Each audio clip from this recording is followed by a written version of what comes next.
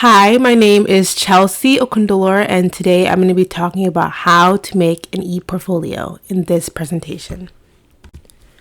The contents that we're going to be going through today is what Wix is, how to get started creating a Wix site, what you should include in your e-portfolio, and examples from my own e-portfolio. Wix is a classic template website builder and an AI platform rolled into one. You can choose from over 500 industry-specific templates and make use of its incredible drag and drop editor. Or if you'd prefer, use Wix ADI and let Wix design a website for you. Now we're going to be talking about getting started creating your website. Go to wix.com and create an account. Pick a domain name, add credibility with a professional domain name, especially for an e-portfolio.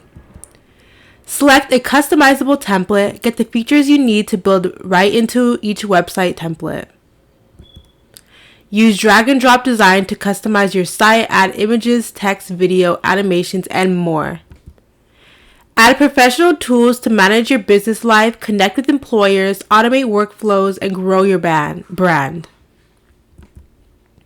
Publish your site and go live. Share your site with the world so it's visible online. Now we're going to be going over what to include on your e-portfolio once you've created it. So there should be a welcome, some kind of intro. So it could be a short bio or an introduction video. Your career objectives, this could be in the form of a professional statement or just a short, along with your short bio, something saying, what your career objectives are and your goals. Resumes are obviously very important when it comes to an e-portfolio because you're using them to possibly get jobs and positions. So it's important not to include any personal information such as phone number or address, considering that your website will be public and anyone can have access to it. Work/paper samples. So if you have a work or a paper sample of something you wrote that's relevant to the career you're going into, you can include them on your site as PDFs. Volunteer and extracurriculars. Study abroad/international experiences. Awards and honors. References and letters of recommendation. And additional education. These are all things that you can include. And if there's anything that is personally important to you that you think is relevant, you can also include that as well.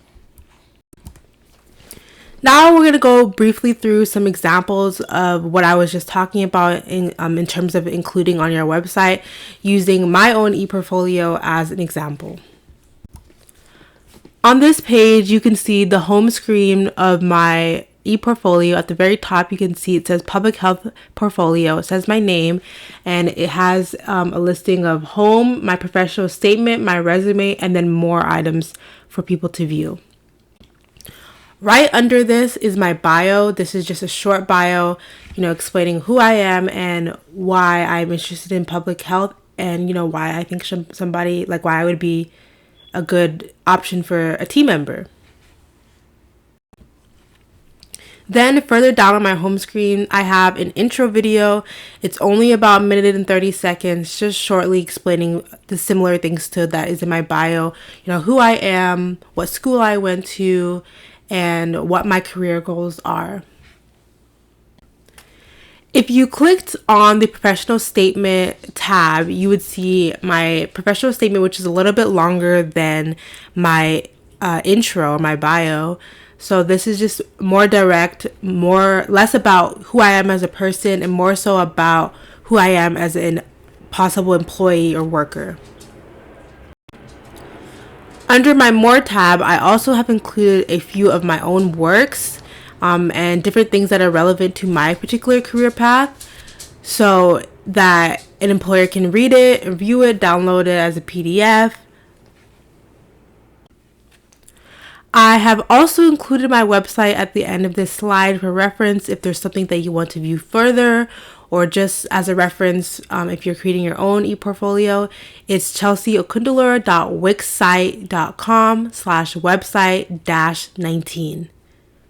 Thank you guys for listening to my presentation about how to create a Wix site, and I hope that this helped.